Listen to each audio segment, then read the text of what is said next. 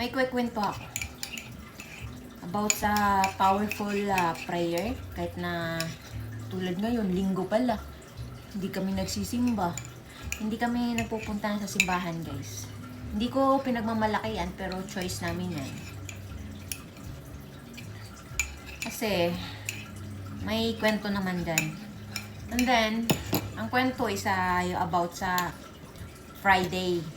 Kasi yung anak namin, na panganay namin, is may tournament siya sa 2 hours drive pa yun. So, kasama yung mga team niya, mga coach niya.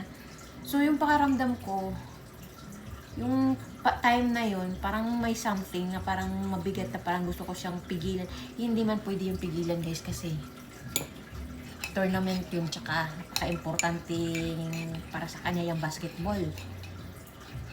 So, ano mo bang ginawa ko? Pinag-pray over ko siya for the first time. I mean, pagka may, hindi naman first time niya yung magta-travel sila, lalaban sila sa ibang city. Pero pag nagpe-pray ako, silent lang.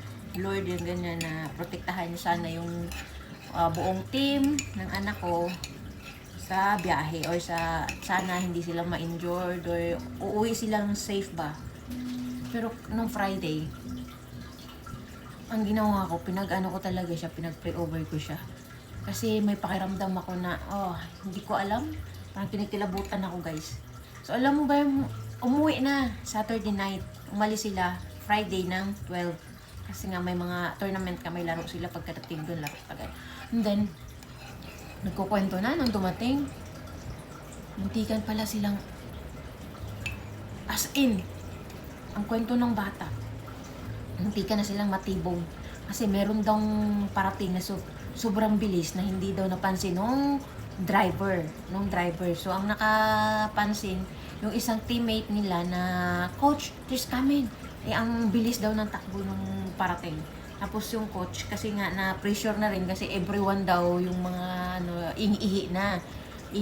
So, parang, hinahabol na baka maihi sa inside daw dapan. Mabuti na lang, nakapansin yung isang nila, kalaro nila na there's coming. Tapos, as in, umunti ka na daw.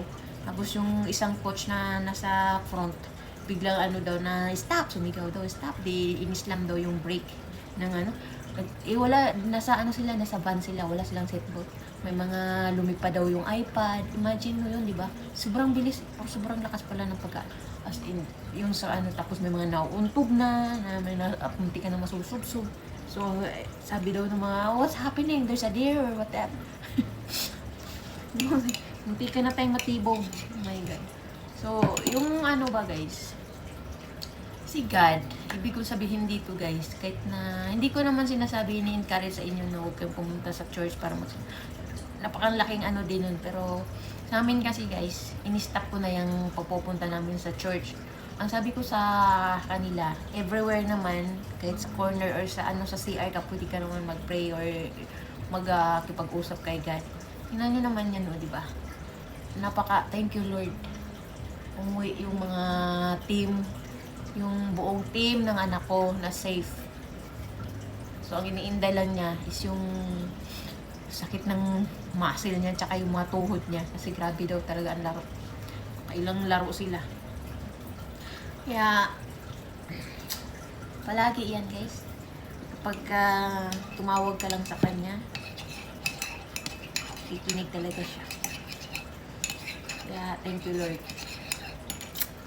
Lang. Happy Sunday, everyone. Kakapya.